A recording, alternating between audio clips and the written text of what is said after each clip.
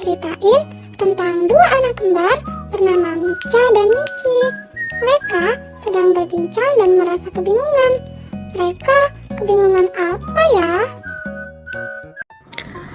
Michi, kamu ngerti gak sama yang dijelasin ibu guru tadi di kelas? Aku masih belum mengerti sama materi tadi tentang reproduksi tumbuhan. Iya nih Micha, aku juga sama belum mengerti. Emang tumbuhan bisa bereproduksi ya?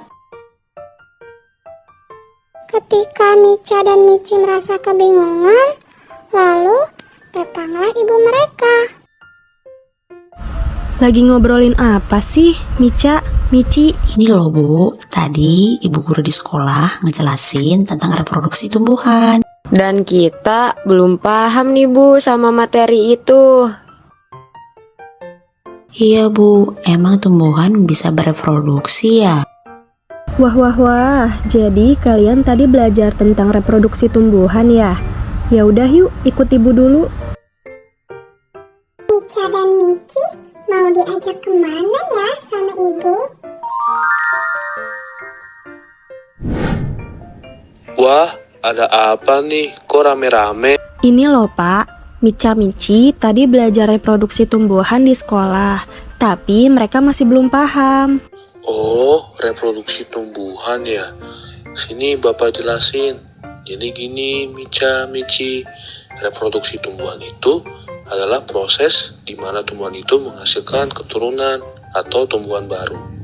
Tapi, reproduksi tumbuhan juga bisa dibagi menjadi dua.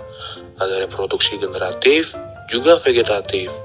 Nah, kalau generatif, perkembangbiakannya dilakukan dengan cara kawin atau pembuahan yang biasanya terjadi pada tumbuhan yang memiliki serbuk sari dan kepala putih.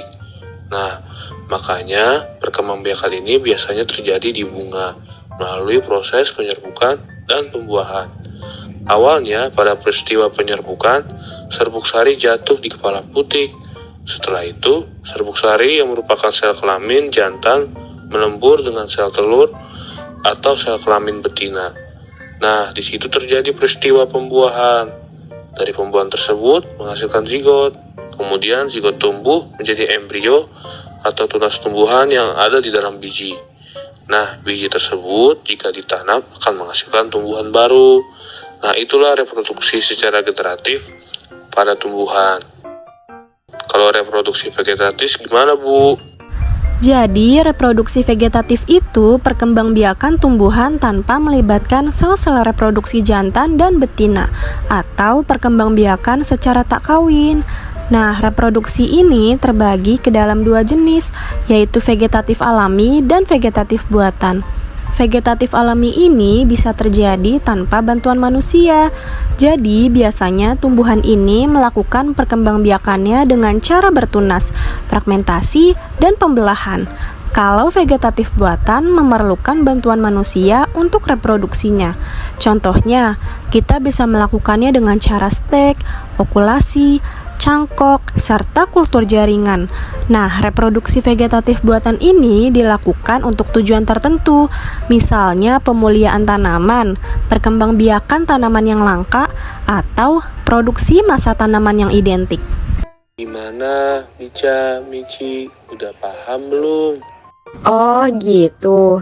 Jadi tumbuhan juga perlu reproduksi ya agar bisa berkembang biak dan tidak punah. Jadi tumbuhan tersebut harus dilestarikan, dirawat, dijaga, dan disayangi ya, sehingga tumbuhan tersebut tidak punah. Nah, itulah cerita tentang Micha dan Michi yang kebingungan tentang reproduksi tumbuhan. Tapi sekarang, Micha dan Michi sudah paham nih. Pasti teman-teman juga sudah paham kan?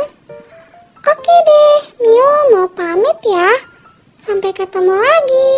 Bye-bye.